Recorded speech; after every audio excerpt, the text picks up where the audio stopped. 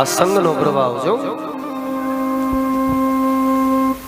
આમ એક ઈયળ હોય ને, ઈયળ એને ભમરી પકડી અને પોતાના દરમાં લઈ જાય. દરમાં રાખતા રાખતા ઓલી ભમરીને તો એના માટે કઈ છે નહીં, બસ દરમાં જાય ત્યારે ખાલી એને એક દંશ મારી અને ત્યાંથી નીકળી જાય.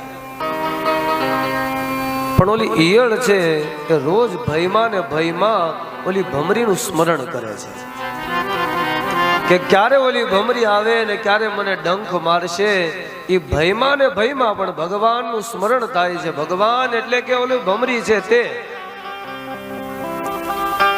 એનું સ્મરણ થતા થતા એક દિવસ કેવું થાય, પાંખો આવી ઈયળે લાગી